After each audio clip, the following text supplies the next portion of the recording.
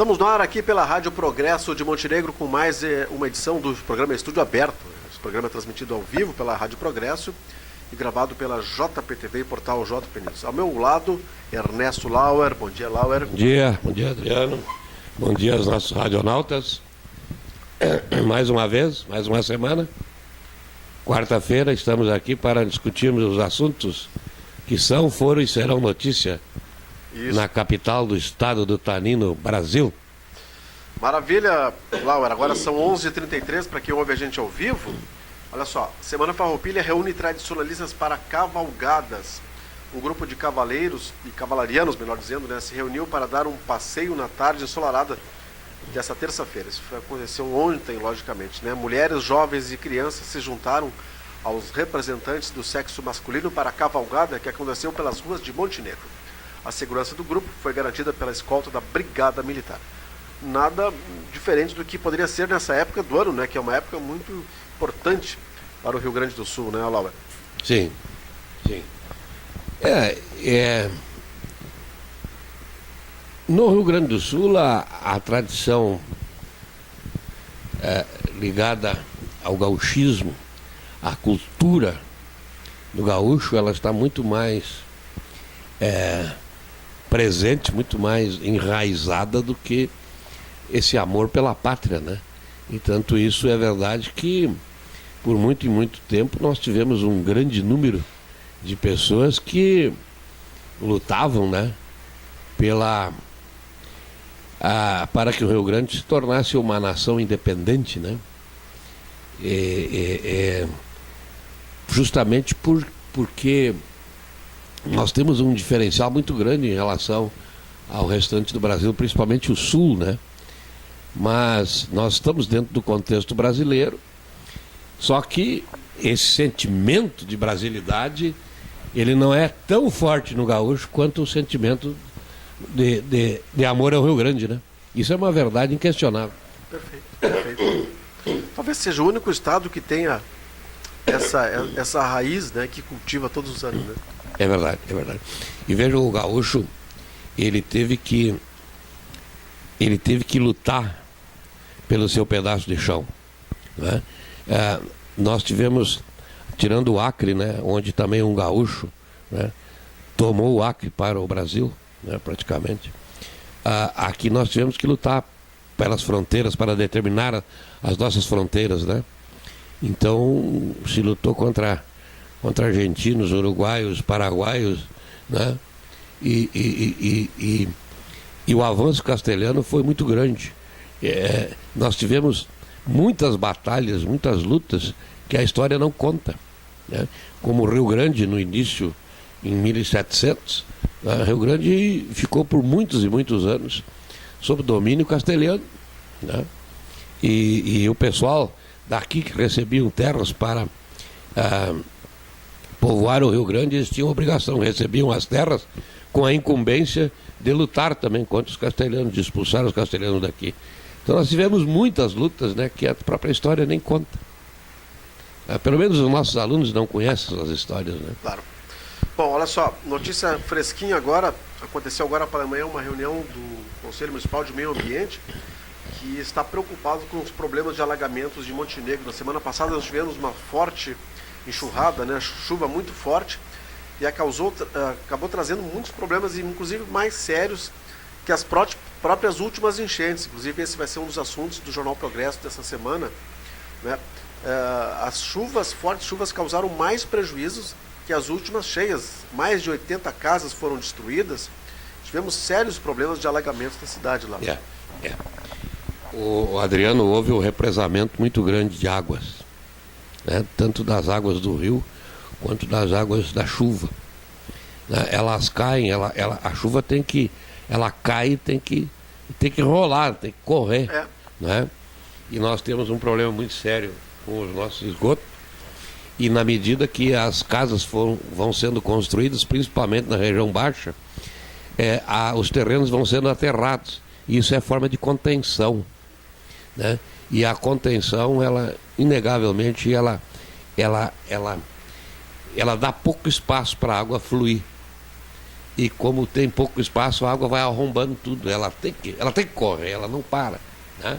Então ela vai arrebentando tudo que encontra pela frente. Na verdade, esse quadro que aconteceu na semana passada com os alagamentos na cidade, ele é um quadro novo, né? Que mostra que nem só as enchentes podem trazer problemas de alagamentos e destruição para as famílias. Né? Mas veja assim, ó, esse fenômeno do El Niño, né? É o que acontece agora. Ele já vem há muitos anos, sendo comentado e sendo dito que isso vai acontecer com maior intensidade na medida que o tempo vai avançando. Então, nós aqui não tivemos essa previsão até científica, né, de fazer uma avaliação estrutural da cidade, sabe? Levando em consideração o tempo, né? Mas o plano diretor está aí, foi aprovado, foi votado. E o plano diretor é uma coisa que poderá ser modificada a qualquer momento, né? Basta que se façam audiências públicas e que a população esteja realmente de acordo, né? Com as mudanças estruturais, né? A nível de região urbana. Veja, como eu sempre digo, as ruas, se tu olhares a Capitão Cruz, é uma rua larga, boa. Né? Mas tu olha a calçada dela, o passeio é pequeno. Já a Ramiro Barcelos, a pista de rolamento, né, de tráfego, ela não é tão grande, mas as calçadas são amplas, né? Claro. Então tem essa onde tem menos pistas, tem mais calçada e assim por diante. Por que não houve essa previsão lá no início? Não se tinha essa previsão. Agora, se nós vamos desenvolver uma cidade nova, se nós vamos desenvolver novos loteamentos, nós devemos prever isso, né? Essa possibilidade.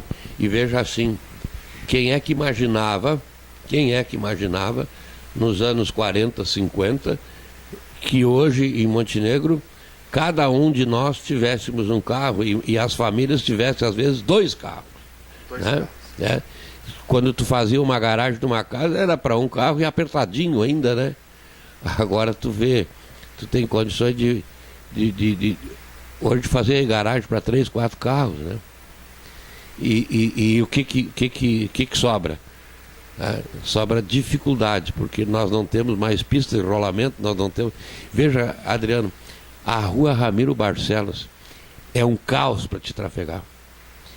Os carros, eles não têm mais lugar onde estacionar. Aí param em fila dupla, em fila até tripla, né? E tranca o fluxo de trânsito, tranca nas sinaleiras. É um caos, a Ramiro.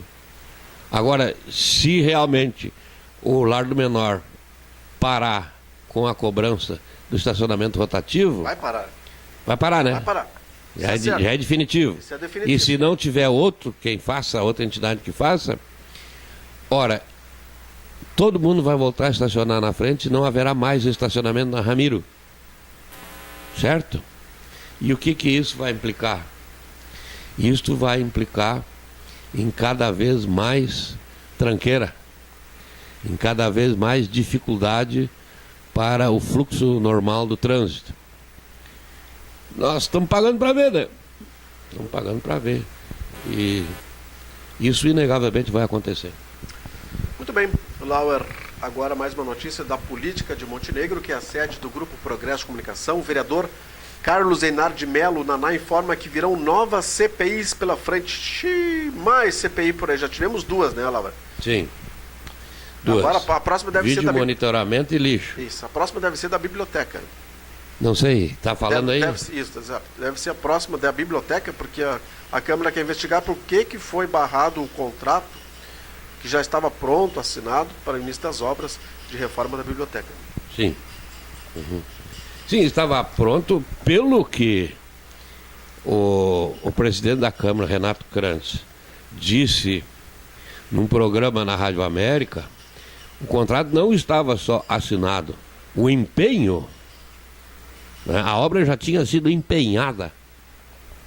Sabe, para haver um pagamento precisa ter o prévio empenho. Tu terias que ter anulado esse empenho. E parece-me que nada disso aconteceu e que então ainda estaria o contrato em pleno vigor. Teria ocorrido, segundo o presidente da Câmara, né, uma simples comunicação ao empreiteiro de que a prefeitura não tinha mais interesse em fazer a obra. Ora, isso é possível anular um contrato, rescindir um contrato, né? Mas essa rescisão unilateral, ela depende que fique demonstrado, cabalmente demonstrado, que houve algum vício, que houve algum erro técnico ou algum vício de consentimento, vício de vontade, né? Eivando esse contrato de nulidade. E me parece que isso não existiu, né? É como o caso do vídeo monitoramento. O prefeito Paulo diz hoje que uma das partes estaria envolvido até na realização do estudo técnico. Então essa parte não poderia teria ajudado no estudo técnico e depois teria participado na licitação. Isso não pode, realmente não pode. Mas isso foi dito para anular o contrato? Se isso não foi dito, né, não adianta dizer agora. Entende? Porque é lá no nascedouro, ou lá no ato que determina a morte do contrato, né, é lá que tem que estar escrito isso. Entendeste? Não é buscar depois. Então, porque então tu teria feito uma coisa gratuita, tá? Claro. Sem demonstrar o que efetivamente tu pretendias. E eu não sei, o estudo técnico, pelo que estava dizendo, teria custado 7 mil, e agora o novo estudo técnico vai custar 15, então, do vídeo monitoramento. Então, eu não entendo mais nada, né? Quer dizer, nós estamos cada vez mais enrolando, demorando para realizar.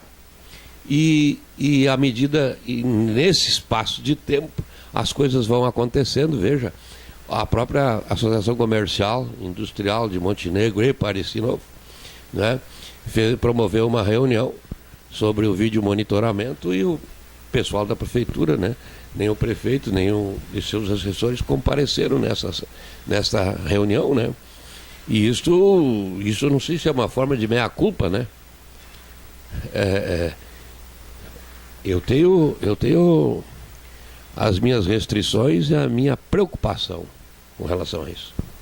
Muito bem, Laura. Vamos agora falar de esportes. O Inter trouxe Neymar, que será apresentado oficialmente nos próximos dias. E o Felipão está avisando aí no jogo que o Grêmio vai ter contra o Santos novamente na Arena, dizendo, vê se eles vão cair na esparrela do Aranha. Há um alerta para que a torcida do Grêmio não se envolva aí com as provocações que poderão vir do goleiro Aranha, para que não haja mais punições, né, Laura? Não, realmente, por exemplo, quem assistiu depois os vídeos, né, sobre o jogo e todos aqueles fatos que envolveram esta agressão ao Aranha, né, ela ficava bem claro que realmente partiu da torcida, né? Esse grito de chamar macaco e esses outros gritos ofensivos, mas também ficou mostrado que o Aranha, né, em determinados momentos provocava a torcida. Então é isso que o Felipão está chamando a atenção para evitar. Eu acho que a torcida do Grêmio ela tem que ter esse cuidado agora. O pessoal da geral está suspenso, né? Esses que se envolveram aí estão suspensos, não pode mais ingressar no estádio. Então eu acho que já tem um bom caminho andado para evitar, né? E veja, isso está sendo altamente prejudicial ao Grêmio. E é evidente, o Grêmio não, a entidade em si, a pessoa jurídica, não tem culpa do que seus torcedores estão fazendo. Mas dizia o seguinte: se tu admitiu como sócio, tu permitiu o ingresso dele, tu tem que te responsabilizar por ele, né? Realmente, tu tem que partir para essa premissa maior, né? Mas Mas veja assim, ó, quantas e quantas pessoas se associaram sem que fossem previamente avalizadas e avaliadas, né, o seu caráter, simplesmente porque estão pagando. Fizeram a inscrição, estão pagando. Está bem, está garantido o pagamento mensal por débito em conta, o resto não importa. Então... Tá certo. Laura, bom, vamos agora para mais informações agora da política nacional, saindo do esporte, né?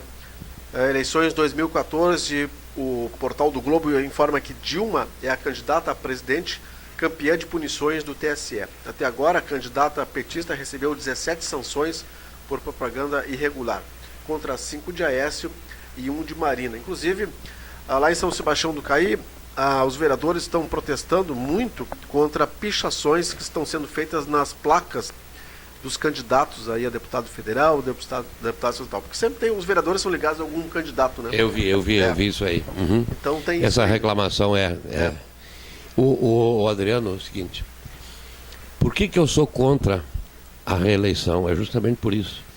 Porque a pessoa do candidato com a autoridade se confunde. Então tu não sabe, tu usa o avião da presidência para ir num determinado ato oficial, mas lá tu também faz propaganda política, certo? Então tu está usando a máquina em teu favor para fazer de propaganda política, e isso está errado. Então eu sou contra, eu acho que nós fizéssemos a duração do mandato de 5 anos e tivéssemos só uma, não tivéssemos a possibilidade de reeleição. Eu acho que seria por demais justo. Aí me disseram, não, mas está 4 anos, está indo bem, ou agora que está engatilhando. Tá? Ora, por amor de Deus, tu tens que ter, tu começa a te preparar para ser candidato 1 ano, 2 anos antes. Tu tem todas as condições de avaliar, não é, como é que funciona a máquina administrativa. Tu vai traçar um plano de governo, tu leva tudo, tu tens a fase de transição de 3 meses depois da eleição até tu assumir o cargo. Então tu tens condições de previamente te situar em tudo, né, e de desenvolver. Ora, se tu tens essas situações, né, 4 anos são suficientes. Né? Nós precisamos de renovação. A renovação permanente é muito importante. É muito importante. Claro. Eu lembro da época em que houve um plebiscito e a Câmara dos Deputados, o Congresso, melhor dizendo, votou, né, dos 4, 5 anos, e na época não foi aventada a questão da reeleição, né? Foi Sim. Só trabalhado em cima de 4 ou 5 anos. Isso, é verdade, é verdade. E depois do seguinte, você vê, o que acontece com os deputados? Eles se profissionalizam. Né? E depois que um deputado consegue chegar lá a uma campanha altamente custosa financeiramente, de alto custo, ele tem nas mãos todas essas verbas, esses repasses, né? E ele começa, então, a trabalhar os municípios de seu interesse, passa verbas, isso e aquilo e tal. E com isso ele consegue que os prefeitos, as autoridades fiquem vinculadas a si depois numa futura campanha política. E os aqueles novos expoentes que poderiam, inclusive, oxigenar a nossa política, eles não conseguem os votos suficientes porque aqueles velhos lobos, né, que estão lá há anos e anos e anos com mandato, até chegar a um desgaste, como o Sarney, né? O Sarney é o desgaste natural pelo tempo dele estar lá. Ninguém mais o quer. Né? Então, isso aí é muito significativo, né? Isso é muito significativo. Por isso eu sou contra a reeleição e até acho que 2, 3 mandatos seria o máximo, né? Seria o suficiente. E por isso também eu acho que nós temos que fazer o voto distrital. Né? Cada região, até o voto distrital misto, né? Uma parte pelo distrito e outra parte pelo partido, né? Em lista. Isso seria muito importante. Muito bem, Laura. Olha só, notícia curiosa essa aqui. Ibope faz Petrobras disparar e Bolsa tem alta de 1%. Ações da estatal sobe mais de 3% com o avanço da oposição nas intenções de voto. Só a notícia de que a oposição está subindo na intenção de voto acaba fazendo com que haja um reflexo aí nas ações. Né? Interessante isso. Isso veio, está estampado, inclusive a revista Veja e outras revistas aí estão batendo em cima, né? E que a Bolsa de Valores cairá acentuadamente se a Dilma for reeleita, né? E haverá o contrário, né? Se ela não for reeleita, a Bolsa vai disparar e o dólar também, né? O dólar vai baixar, se manter no patamar.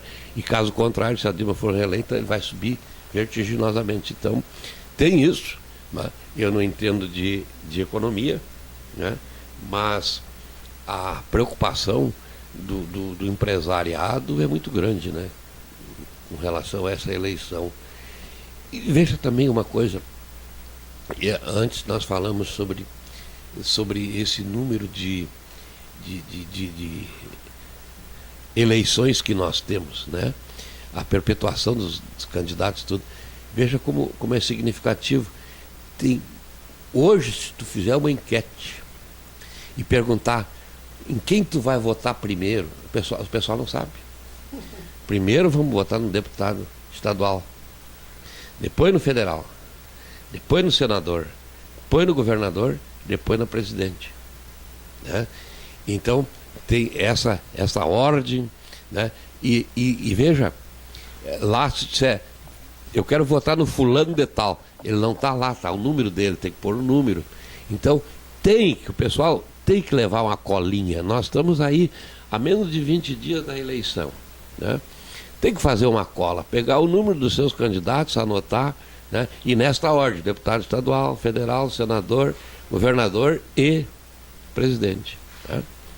Então deixo aí um alerta, né, para o dia da eleição, para que é que tu não lembra, quer queira, quer não, depois que tu entra na cabine lá, parece que bate um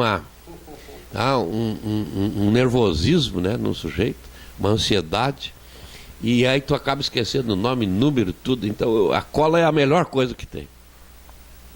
Certo, então o negócio é levar a cola. Bom, o Lauro falou antes sobre a Bolsa, né, a Bolsa de Valores. Agora eu vou falar de uma outra Bolsa, que é o Bolsa Família. Os candidatos estão se apegando muito a isso, né? Estão dizendo que, porque havia a informação ou a contra-informação que se candidato X fosse eleito, acabaria com o Bolsa Família. Então os candidatos estão se preocupando muito nessa questão da manutenção do Bolsa Família, né? Que hoje é um captador grande de votos, né? E na verdade o Bolsa Família foi feito justamente para isso, né? Para captar o voto do pobre, né? Do que ganha pouco e tal. Mas isso também deu um efeito contrário, né? Muita gente não quer mais a carteira assinada, muita gente não quer trabalhar. E porque além do Bolsa Família surgiram outros auxílios, né? Gás, isto, aquilo e tal, né?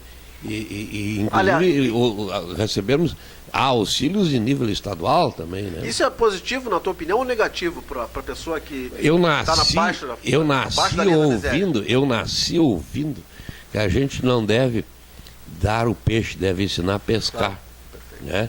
Eu nasci ouvindo. E o Bolsa Família e o Bolsa de tudo isso aí é o efeito contrário. Eu acho que tu tem que ajudar, mas a superar os momentos. Tu tem que ajudar na necessidade. Superou a necessidade. Tu teria que, te dou 6 meses o Bolsa Família, e mais do que o Bolsa Família, mais isso e mais aquilo, Bolsa vestuário, alimentação, gás, tal, né? Te dou, mas em 6 meses, assim como é o auxílio-desemprego, em 6 meses tu tem que buscar alternativas para ti, né? Claro. Então sim, levar o povo isso é uma forma de estímulo a buscar alternativas. Claro. Se tu dá tudo e ad perpetuam, eu vou me atirar em berço, né? E esperar que venha, né? Se tu fosse eleito presidente, tu modificaria então o sistema do Bolsa Família? Eu modificaria. Perfeito. Sem prejuízo ao pobre, eu não acabaria com ele, claro, né? mas eu reestruturaria. Certo. Entende? Hoje, por exemplo, para conceder o Bolsa Família, a família tem que comprovar que os alunos estão estudando, né? Poderia Sim. comprovar também que tem carteira assinada, né? Uhum. Alguma coisa nesse nível, né? Isso. Perfeito. Não, isso aí sim, mas nós temos visto, e de vez por outra o governo federal faz uma vistoria em algum município, uma fiscalização, né, a Controladoria da União, e chega à conclusão que em várias casas tem carro estacionado, né, os filhos não estão indo na escola, isso não há essa informação automática, né? Eu não sei nem se a escola sabe quem é que tem Bolsa Família, né? Eu desconheço, então não há essa informação. A escola, a evasão escolar comunica para a Bolsa Família para cortar. Eu não sei como é que funciona isso, né? Mas isso tudo é incipiente, mas isso tudo pode ser aperfeiçoado, né? Veja a Receita Federal. Para cobrar, a Receita Federal se aperfeiçoou. Perfeito. Hoje, praticamente, tudo está interligado, né? Tu faz uma escritura no cartório, a coisa já acaba na Receita Federal, né? CPF na nota, tu vai botando CPF na nota porque tu está ajudando as entidades, mas só o seguinte, tu vai botar tanto CPF na nota que daqui a um pouquinho eles passam. Como é que o cara gastou 10 mil em CPF na nota quando ele ganha só 5? Claro. Entende? Então, a cada dia o governo, para arrecadar, vai se aperfeiçoando. Agora, não sei se para dar também, né, para isso, ele se aperfeiçoou, ou isso é do interesse político partidário, assim por diante, né, de não fiscalizar. Aí tá. Tá certo, Laura, ficamos por aqui com o estúdio aberto. Obrigado. Um abraço. Até a próxima, pessoal.